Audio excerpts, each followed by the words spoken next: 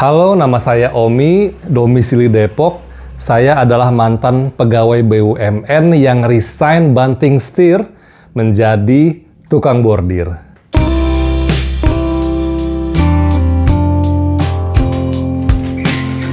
Dulu saya enak tuh kerja di BUMN, gaji aman, fasilitasnya nyaman, terus bonusnya itu, wah bikin tentram deh.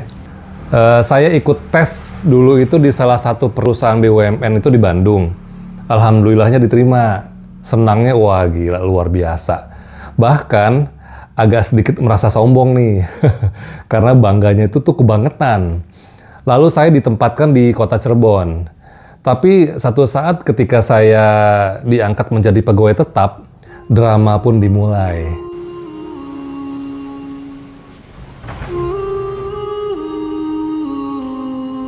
Saya dimutasi ke daerah Riau, tepatnya di Tembilahan Indragiri Hilir. Dulu waktu saya dites tuh, kan ditanya tuh sama interview, apakah siap ditempatkan di mana aja di seluruh Indonesia? Saya jawabnya, siap.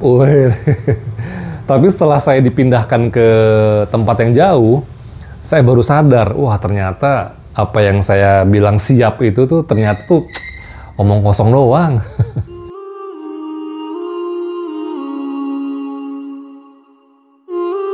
Saya merasa kenapa saya harus di sini ya?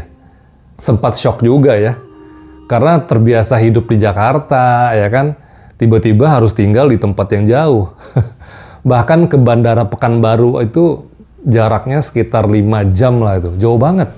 Pada tahun itu sekitar tahun 2012, saya tuh nonton YouTube dari Pak Purdi Echandra ya, pendiri dari Primagama. Wah, dalam video YouTube itu saya merasa terbakar ya. Semangat saya tuh jadi, wah kayaknya harus jadi pengusaha nih biar nggak dimutasi terus.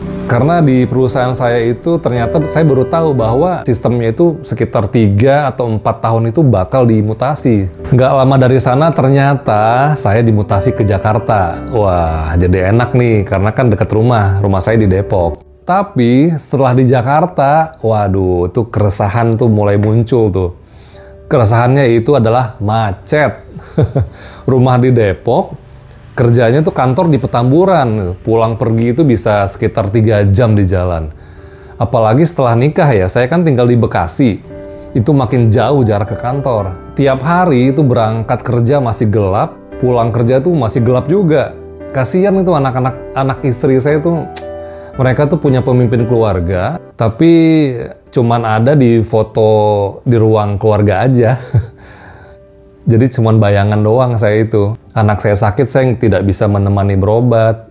Istri mau curhat, saya udah ngantuk. Bahkan anak saya bisa ngomong, saya itu nggak tahu. Kebetulan istri saya itu ibu rumah tangga.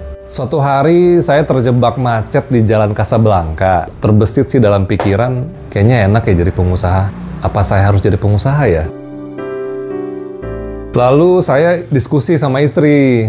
Awalnya sih dia kaget ya, tapi saya terus kasih penjelasan dan niat saya itu baik ya, ingin kumpul dengan keluarga.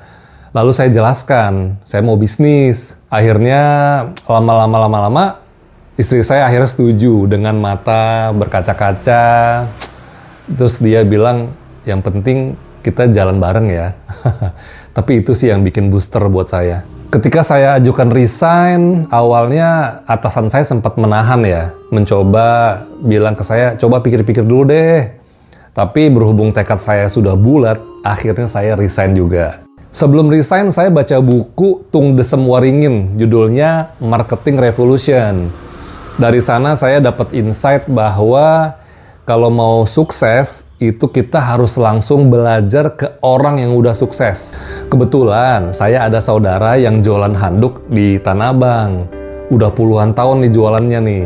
Jadi setelah saya resign, saya ikut saudara saya itu jualan handuk di Tanah Abang. Dengan niat belajar dagang.